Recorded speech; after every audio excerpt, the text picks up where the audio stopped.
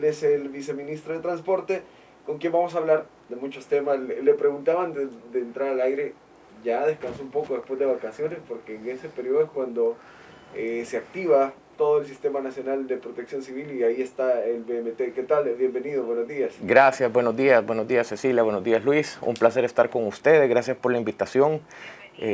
Venimos pues efectivamente de un periodo muy intenso, con mucho trabajo, pero que al mismo tiempo dejó resultados satisfactorios. Y también, como ustedes dicen, pues en este tema todos sufrimos el tráfico, pero hay un mensaje bien interesante quizás para comenzar. Cuando la gente dice el problema es el tráfico, hay que verlo también como que no, el problema somos cada uno que está en el tráfico también. Entonces, tú eres el problema, tú eres el tráfico. Y eso es parte de lo que hay que ir interiorizando para buscarle una salida común a este problema que nos afecta a todos. Saúl, qué buena reflexión, porque es cierto, nosotros lo hemos dicho, allá afuera, pero ¿quiénes son los que andan en el tráfico manejando? Y exactamente. ya nos comenzó a jalar las orejas. ¿Cómo hemos finalizado, si empezamos a hablar sobre este proceso, cómo hemos finalizado la etapa de vacaciones? ¿Nos portamos bien? ¿Nos seguimos portando mal en las calles? Bueno, gracias a Dios tuvimos resultados que consideramos favorables en comparación con el año 2019, que es nuestro año de comparación debido a las restricciones de circulación que tuvimos en el año 2020. Afortunadamente en el año 2019 pues tuvimos casi 50 fallecidos por accidentes viales. Este año únicamente tuvimos que lamentar 35 personas que fallecieron. Sigue siendo considerable, pero es casi un 27% menos de los que fallecieron en el año 2019, y esto a pesar de que del año 2019 para acá el número de vehículos que está en circulación ha venido incrementando en nuestro país. Hay casi 120,000 vehículos más en circulación en este momento, y a pesar de ese incremento, pues gracias a Dios esta cifra se vio reducida.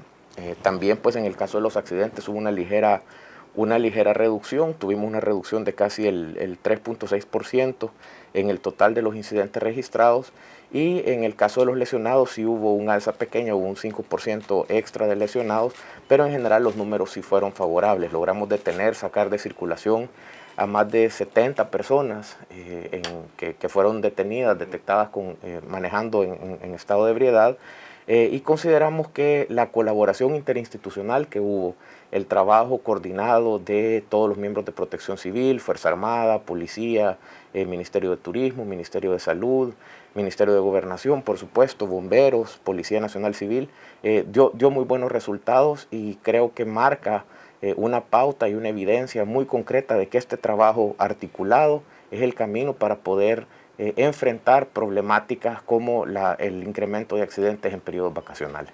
Más de 1,000 pruebas. Así es. ¿Se realizaron? Hicimos más de 1,000 pruebas antidoping a lo largo y ancho del país. Fue un despliegue muy interesante en algunos controles, incluso en la misma noche, y en un solo punto logramos detener hasta 15 personas que desafortunadamente tomaron esa mala decisión de conducir habiendo consumido bebidas embriagantes. Hubo un par de incidentes también muy lamentables. Hay un hecho que llama mucho la atención, la pérdida de cuatro jóvenes que se circulaban en un vehículo de regreso de una fiesta. Venían del occidente, ¿no? Exactamente, venían del occidente del país, y son precisamente esos eventos los que uno busca tratar de detener. La gente a veces considera que los controles que se hacen pueden incrementar el tráfico, pueden representar una molestia, pero la verdad que a la base de estos esfuerzos está precisamente salvar vidas, salvar las vidas de quienes toman esta mala decisión y evitar que esta mala decisión afecte también a terceros. Saúl, me encantó que comenzáramos la entrevista con esa reflexión de momento, que acá no solo se trata del tráfico, algo etéreo, sino que, o sea, cada quien tiene que tomar su cuota de responsabilidad. Hay conductores que deben hacerse cargo sobre su manera de conducir, de desplazarse. ¿Y qué le tocaría entonces al Viceministerio de Transporte? Porque es cierto, nos encantaría que en sus manos estuviese detener todos los accidentes, pero ¿qué sí le toca? ¿Qué sí pueden hacer? Bueno, yo creo que es el problema del tránsito, como a veces lo he mencionado, es un problema que trasciende, digamos, simplemente el ordenar la manera en cómo nos estamos moviendo. el tráfico nace un poco de las necesidades de la gente de trasladarse en función de cuáles son los lugares que debe de visitar para satisfacer sus diferentes necesidades a lo largo del día. A la base de esto entonces está la planificación de la ciudad, el desarrollo urbano como tal, y a veces muchas falencias que este desarrollo urbano tienen hacen que, por ejemplo, para yo poder ir de mi casa al colegio me tenga que desplazar distancias bastante largas. ¿Qué le toca hacer al viceministerio? Enfrentando esta realidad donde lo primero que tenemos que hacer es repensar la ciudad, repensar cómo estamos distribuidos, manejar de alguna manera las deficiencias que hay y los tramos largos que tenemos que recorrer. ¿Qué se hace? Bueno, estamos encargados, por ejemplo, de esta red semafórica que en este momento ya tiene años de estar funcionando y que por lo tanto no tiene una coordinación adecuada.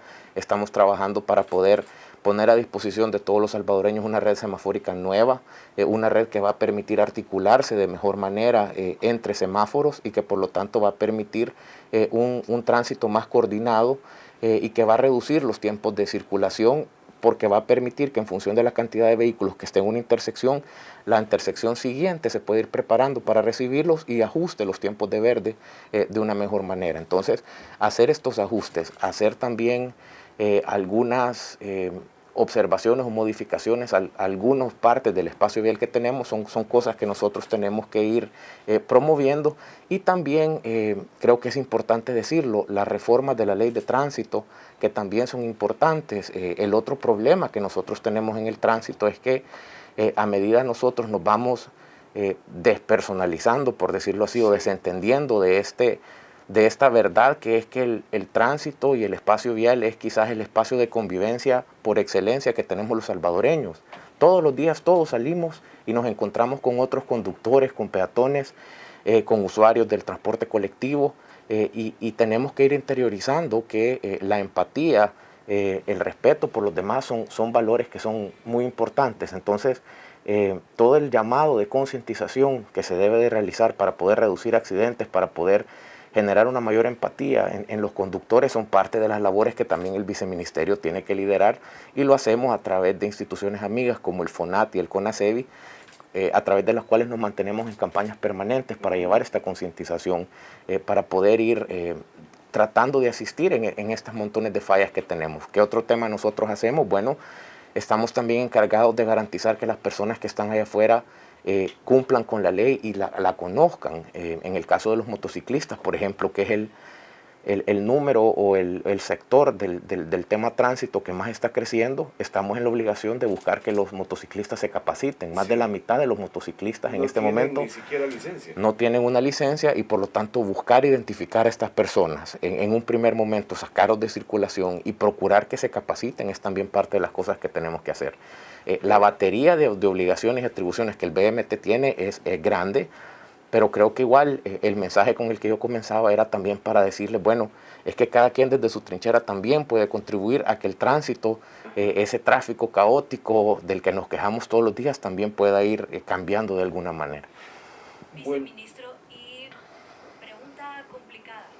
Para quienes están a cargo de implementar, digamos, el reglamento, también ellos están como en constante capacitación, porque de repente uno espera, por ejemplo, ver a la PNC que ellos respeten las leyes, pero verlos que a veces se tiran la doble amarilla sin llevar ni sirena ni nada, sino que solo porque, no sé.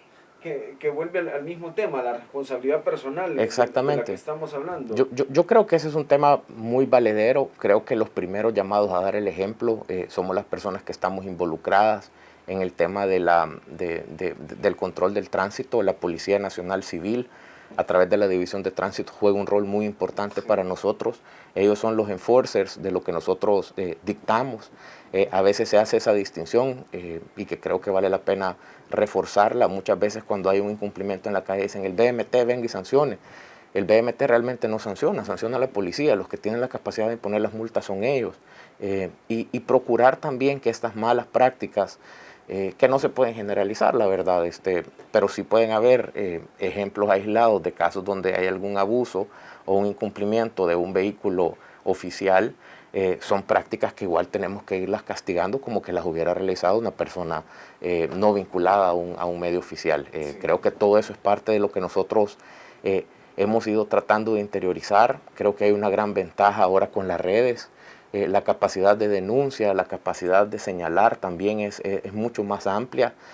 Nosotros recién llegados promovíamos el tema del yo denuncio BMT. Sí. Hemos dejado de hacerlo porque ya prácticamente la denuncia es una second nature, ya la gente nos denuncia de manera orgánica. A diario lo hacen, y todas estas denuncias, aunque no parezca, se dan seguimiento en un 100% de los casos y buscamos llegar hasta la última instancia buscando corregir lo que podemos. De hecho, yo utilicé el hashtag en las mañanitas antes, cuando todavía empezábamos con el programa. Tempranito yo sacaba a pasear a mis perritos y a veces, o sea, hay lugares que están cerrados, entonces uno tiene que andar en la acera y es complicado porque hay aceras que la gente agarra de parqueo. Claro. Son de todas las atribuciones del BMT. Hablamos también del transporte colectivo, que Correcto. es otro rubro muy complicado y de mucho trabajo. Nosotros siempre decimos que para el BMT no hay tareas fáciles. O sea, por más que yo trato de buscar un día un rubro de mi trabajo en el cual yo me pueda desentender un poco de la presión, la verdad que no lo he encontrado ya en 2 años de estar con lo que hacemos. Todos los temas son complicados, hay una serie de retos, de deficiencias, de falta de recursos, de elementos para poder lograr un control más amplio del espacio vial. También siempre lo digo, creo que uno de los problemas principales con los que lidiamos en el BMT es el reto de poder procurar un mejor control de ese espacio vial.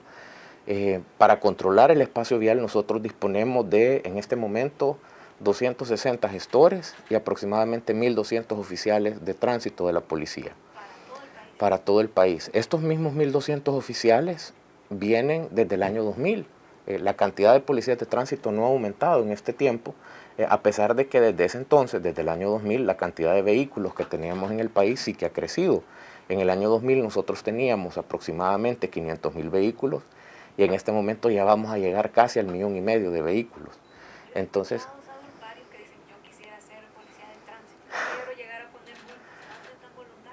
yo creo que es parte de lo que tenemos que ir evaluando, mecanismos para poder amplificar, digamos, ese control y hacerlo más eficiente. Estamos trabajando también en eso. Una de las reformas que queremos llevar adelante es el tema de las fotomultas, lograr equiparnos. Ya vamos a entrar a detalle a las reformas, porque es un pliego completo que se ha presentado, se han trabajado en eso. Y vamos a entrar a detalle porque está interesante ya.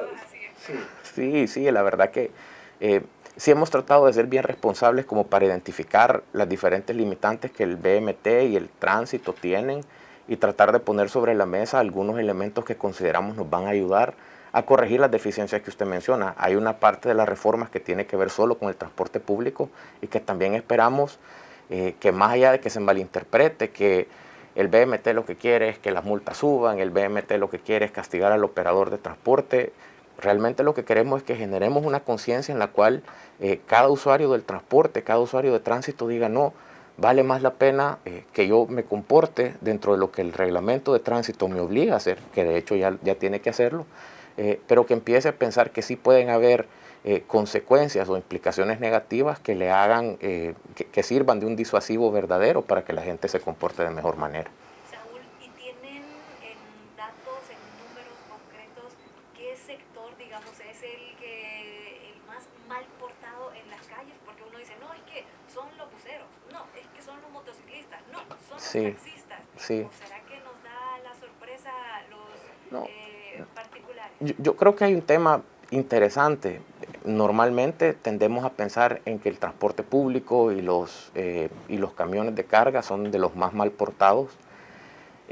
Creo que cuando nosotros hacemos una relación, primero hay que decirlo, de transporte público tenemos en el país alrededor de 10.200 unidades de transporte, contra casi 1 millón de particulares. Entonces la cantidad de problemas, de inconsistencias, de infracciones que se imponen al sector particular, pues evidentemente si solo lo vemos en números absolutos es mucho mayor. cuando hacemos tal vez una relación entre el total de multas que se le aplican al sector transporte, entre el total de vehículos, ahí sí empezamos a ver una relación en la cual sí hay un mal comportamiento más marcado del transporte colectivo, por ejemplo. O en el caso, por ejemplo, de las motos ahorita, yo creo que vale la pena este dato.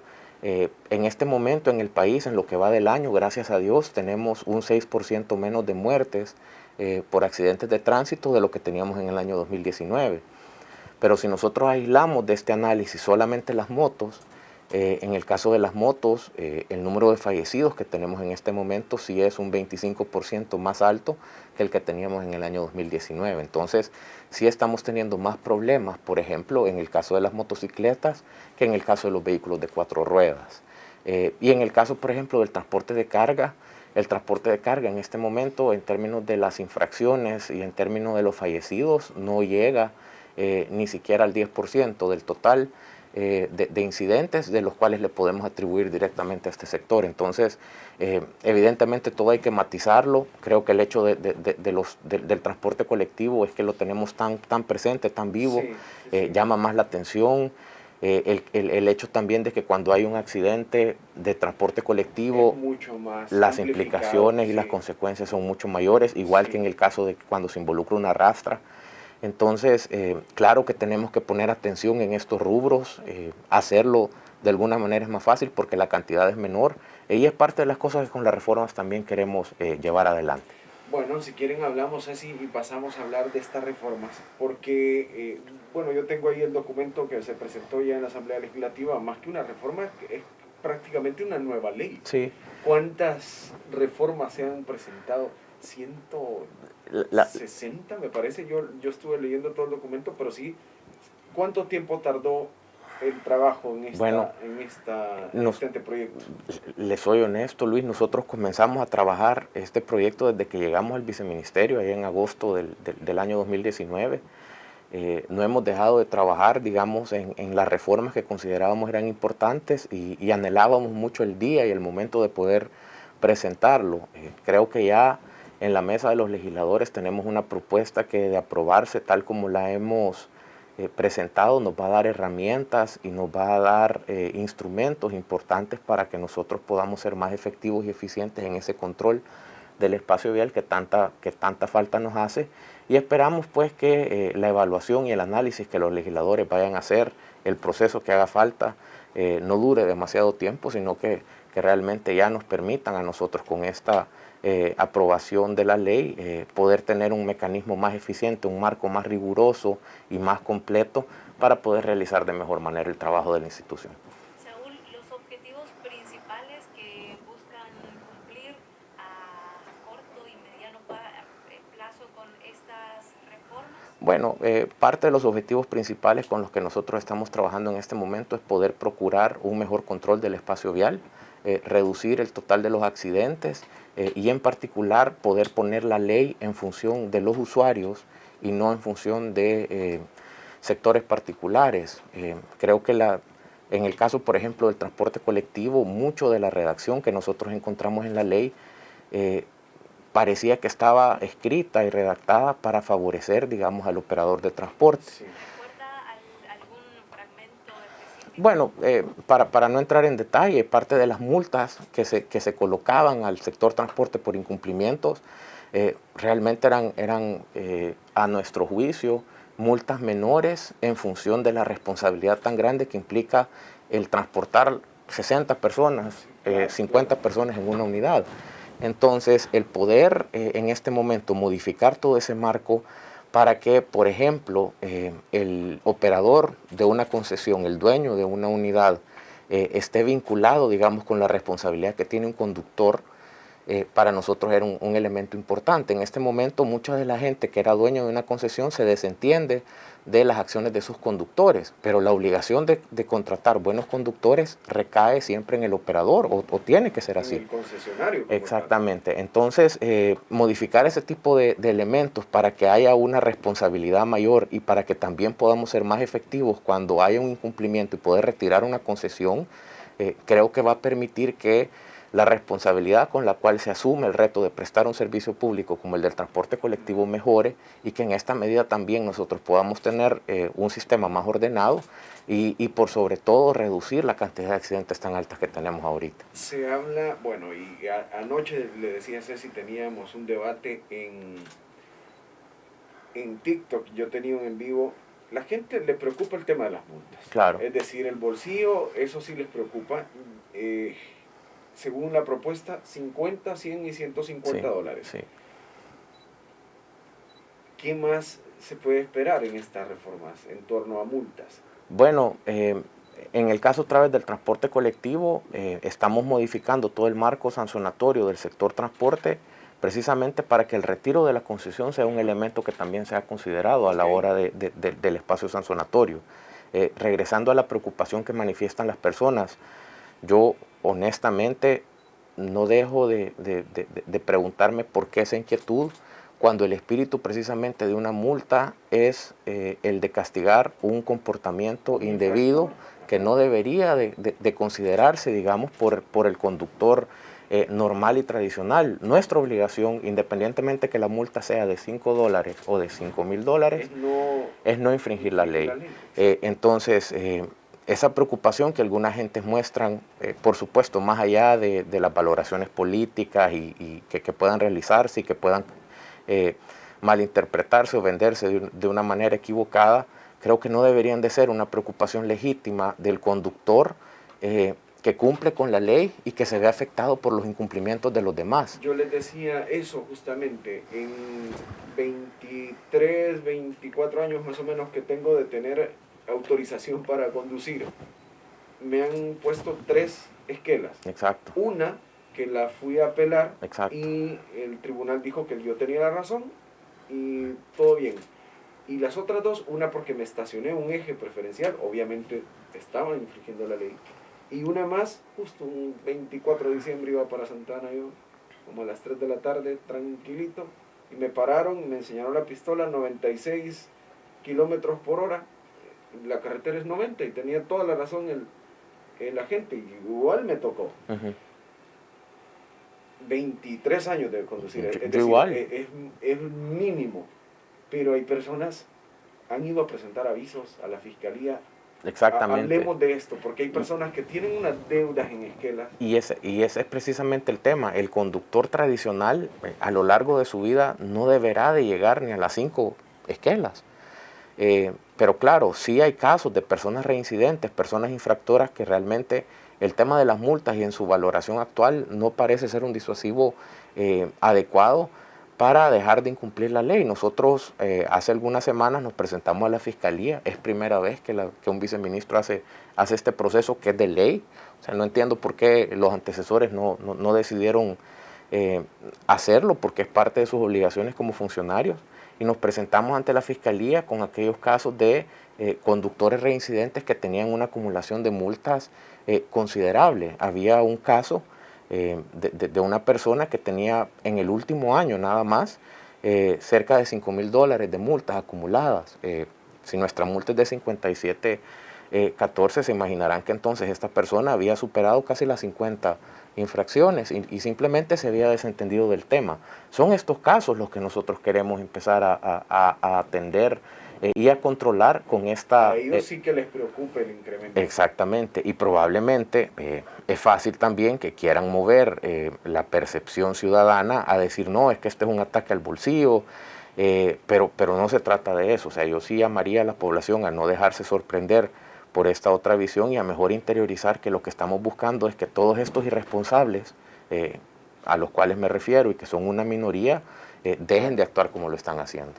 Acá tenemos un mensaje que también podría tirarnos un poquito de luz sobre lo que le preocupa a la gente al momento de aumentar lo que se estaría pagando por multas.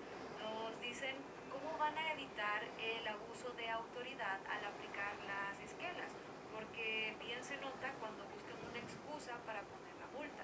Por ejemplo, a mí me pusieron una porque el oficial dijo que el cono no era el indicado. Ok, yo creo que aquí hay 2 elementos que vale la pena mencionar. Creo que hay una preocupación valedera sobre el tema del abuso de la autoridad. Yo comenzaba la participación con ustedes contestando su pregunta, Ceci, sobre estas personas funcionarias, digamos, o personas de la policía que incumplen la ley. Creo que debemos de promover la cultura de la denuncia. Nadie está por encima de la ley. Por supuesto, no lo va a estar un policía que quiera abusar de su puesto para poder imponer una multa. Lo mencionaba Luis también, nosotros tenemos un mecanismo de apelación. Cualquier multa que se considere está mal impuesta por una autoridad puede ser impugnada ante la instancia correspondiente y no solamente puede terminar en que se le retire una multa mal impuesta, sino que puede terminar en sanciones para la persona que se determine ha cometido un abuso o ha impuesto una multa con mala fe o con una mala intención. Entonces, sí hay, por un lado, elementos que protegen al usuario de este tipo de comportamientos y que yo lo que invitaría a las personas es a que los utilicen. Ya en este momento están vigentes y la persona que considere que una multa le ha sido impuesta indebidamente tiene esa opción de impugnarla, de ir a la unidad de procedimientos legales del Viceministerio de Transporte y que su caso sea analizado y se puedan tomar las decisiones correctivas que se necesiten. Eso por un lado. Y por el otro lado también en el marco de lo que estamos tratando de hacer, y ya les comentaba un poquito de los semáforos inteligentes, también viene este proceso de la fotomulta y de poder colocar cámaras de videovigilancia que nos van a permitir ser un tercero como testigo de a un caso de impugnación, porque probablemente cuando las cámaras estén instaladas vamos a poder tener esa evidencia de que si es la palabra del policía contra la suya, bueno, estarán las cámaras también para respaldar una u otra posición. Saúl, ¿y cuál sería entonces, digamos, la forma correcta, adecuada de reaccionar ante situaciones como esta, la que nos contaban por WhatsApp? Tengo al señor policía que me quiere poner la multa, entonces en ese momento como que mire, no se puede por esto, por esto, por esto, o dejo que termine el proceso y luego voy a apelar. ¿Es lo correcto? Mire, yo creo que mucha gente en esos casos lo que hace es exaltarse. Creo que no es una buena, no es una buena posición. Yo no sugeriría eso. Creo que de la manera más respetuosa debe de procederse simplemente a decir, mire, yo no estoy de acuerdo en este momento con lo que usted está realizando. Si hay una multa que está mal impuesta, no la firme y proceda con el proceso ya de someter a consideración de la UPL, acercarse a la UPL del Viceministerio de Transporte con la evidencia de este mal procedimiento para que sea evaluado. No hay nada en la ley que evite esta grabación. No sé si en la ley de la policía habrá algo en contra de eso. Creo que es un tema que a lo mejor valdría la pena regular. Revisarlo y regularlo, sí. Así es, para dar las garantías, pero otra vez creo que en el marco de el control que estamos queriendo promover como autoridades, todos, independientemente del rango que tengamos, estamos sujetos a la misma legislación. Hablando de eso, hay varias consultas en torno al transporte colectivo y esto a mí, por ejemplo, compañeros allá en el canal me lo dicen. Rutas como la 42, dice, me gustaría que le pregunten al señor viceministro cómo van a hacer el tema de competencia ilegal. Hay rutas que en muchas ocasiones se han denunciado y no pasa nada. Invaden sectores donde no les toca, donde no tienen autorización y siguen haciéndolo. Eso por un lado, los que invaden rutas que no tienen autorizadas, y otros preguntan cómo hacer o cómo controlar el tema de las cuotas del pago. Están cobrando 35 centavos los que lo tienen autorizados, cuando antes por una cuadra no lo cobraban como tal, sino que había una tarifa diferenciada, o los que tienen una tarifa preferencial, dice, por aire acondicionado, pero no lo utilizan. Claro, bueno, son varias preguntas. Quizás la primera, del control de la competencia ilegal y el incumplimiento de los recorridos. Una de las reformas que nosotros hemos venido insistiendo, no solamente ahorita con esta nueva presentación de la modificación a la ley, sino desde antes, cada vez que tocaba revisar la ley de compensación al transporte colectivo, era la necesidad de que este servicio cuente con GPS y que esta información de GPS, de posicionamiento global de cada una de las unidades, sea compartido con el BMT. ya casi la mitad de las unidades que circulan en el país tienen este dispositivo para efectos de control interno de cada ruta, y el que se comparte esta información para nosotros nos va a permitir poder verificar realmente cumplimientos en el recorrido, quiénes realmente han salido a circular y quiénes no, y ese va a ser uno de los elementos que nos va a permitir a nosotros ser más efectivos en el control, por ejemplo, de estos incumplimientos de recorrido. Rutas, compensación también. Exactamente, ¿Va a servir para esto? exactamente. Nosotros queremos mejorar también los mecanismos de control para entregarle la compensación únicamente a aquellas unidades que realmente la han ganado, que realmente han salido a prestar el servicio. En muchos casos la gente trata de sorprender y a veces tienen más unidades registradas que no sacan a operar y se arriesgan pues a veces presentando los papeles para ver si logran una compensación adicional. Queremos eliminar esta mala práctica y eso va a redundar en ahorros para el Estado, en ahorros para todos los salvadoreños. El tema de las tarifas, en ese caso creo que hay dos elementos que vale la pena mencionar. La tarifa en este momento, tal como está establecida en la ley, y es parte de las cosas que queremos corregir, es una tarifa plana y es una tarifa completa, que idealmente está pensada para el recorrido completo desde el punto A, desde el origen hasta el destino de la ruta. No están establecidas en este momento en la ley las tarifas diferenciadas, que en algún momento sí lo estuvieron en el pasado, que me imagino que por los mismos lobbies y arreglos del sector fueron eliminadas, y por lo tanto, aunque sí ha existido esta práctica, queda a discreción del operador su utilización o no. Queremos en esta nueva reforma volver a regular esto. Nos parece completamente lógico que la tarifa que se le cobra al usuario sea proporcional a la distancia que recorre con una ruta. Los mismos operadores lo entienden, lo interiorizan, solo que en este momento no lo están aplicando. Y creo que con estas reformas vamos a poder controlar también este otro elemento. Y en el caso del aire acondicionado, creo que hay que decirlo, desafortunadamente existe en este momento condiciones de salud que sugieren que el aire acondicionado no se utilice. Estas unidades nuevas, especiales, que se compraron y que definieron una tarifa de circulación en función de las cuotas y de los costos que tienen, no se han modificado precisamente porque los costos de operación siguen siendo muy parecidos. Pero sí esperamos pues que en la medida en que controlemos la pandemia y podamos tener también un mejor control de las cantidades de pasajeros que idealmente pueden subir. Sabemos que muchas rutas, pero más allá de las rutas nuevamente, sabemos que muchas personas irrespetan esta recomendación de no abordar unidades llenas. En la medida en que vayamos controlando esto, pues podemos también regresar al aire acondicionado y a unas condiciones de mejor calidad para todas las personas. Sin duda, y es que en ese sentido yo siempre lo he dicho también, tocará salir un poquito más temprano para evitar esto, para abordar las unidades como tal, que van llenas y no se puede. Tenemos una consulta más. Dice, ahí está. No llega nada. Okay. Perdón. Sí, tenés toda la razón. Ahora sí.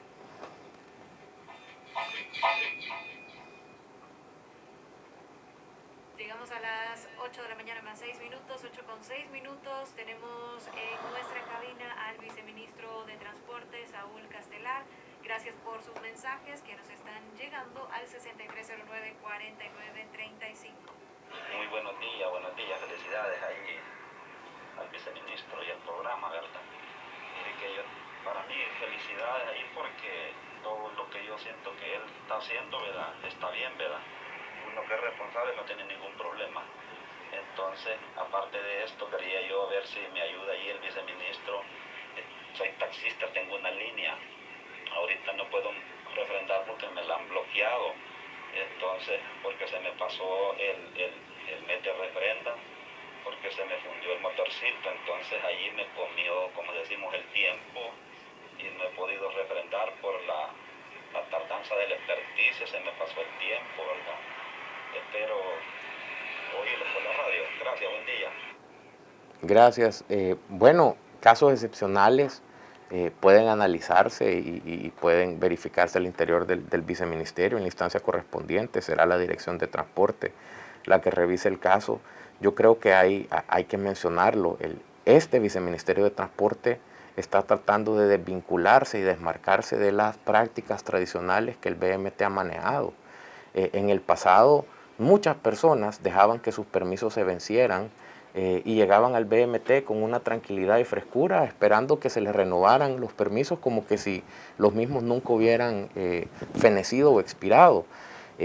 Hay que decirlo, el tener un permiso de transporte es otra vez una responsabilidad y requiere que el manejo en cuanto a la renovación de los permisos se haga con la responsabilidad debida. Es decir, si una persona deja, no estoy hablando del caso del señor porque las causas de fuerza mayor son aparte y no me estoy refiriendo a eso, pero en general si una persona ni siquiera se preocupa por renovar sus documentos a tiempo y tener su documentación en regla, ¿qué podemos nosotros esperar del servicio que puede darle a la población? Si el contar con el permiso es quizás de los elementos más básicos y fundamentales para prestar el servicio.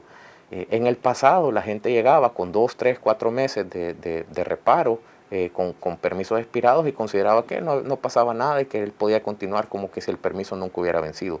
Hoy no, hoy se arriesga a que el permiso realmente venza y que tenga que iniciar un proceso desde cero para poder renovar en algunos casos su documentación, y por lo tanto la invitación es a todas las personas del servicio de transporte público, del cual también los taxis son parte, para que no dejen vencer sus documentos. Y claro, otra vez no me refiero al caso del señor, en un caso de fuerza mayor, sabemos que la pandemia también en algún momento fue un factor que afectó muchos de estos procesos. Vamos a poder analizarlos también caso por caso, pero queremos en este caso apelar a esa responsabilidad que nuevamente hay mucha de responsabilidad individual que también tenemos que volver a hacer este llamado. En el caso del transporte colectivo, Luis mencionaba el hacinamiento de las unidades.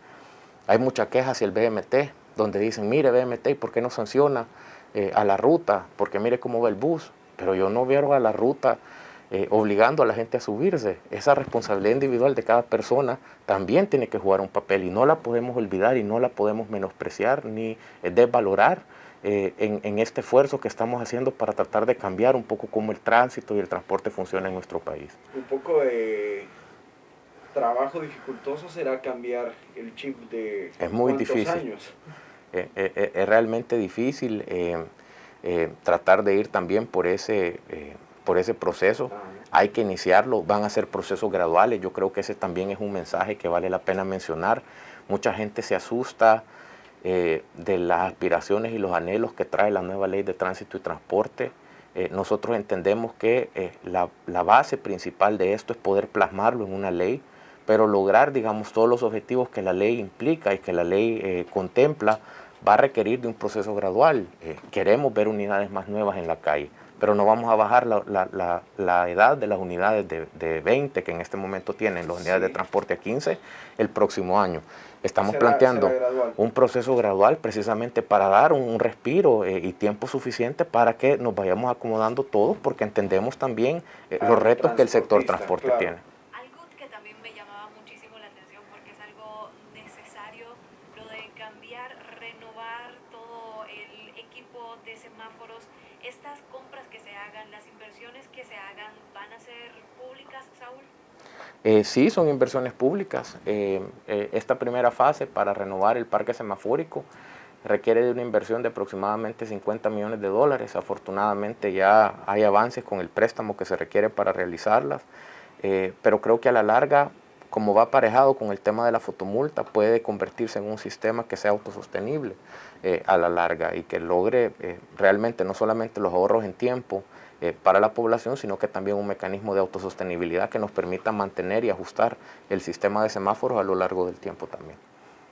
Bueno, para los que están en la transmisión en Facebook, ahí está, son 97 páginas, les he compartido ahí el documento de las reformas a la ley de transporte terrestre, tránsito y seguridad vial, las presentadas por el Viceministerio y el Ministerio de Obras Públicas. Ahí están todas las reformas y las puede analizar una a una para que tenga claro cómo está lo presentado por el Ejecutivo. Llegamos a las 8:18 para finalizar. Saúl, recomendaciones para todos los que nos escuchan y van precisamente en tráfico, en tránsito.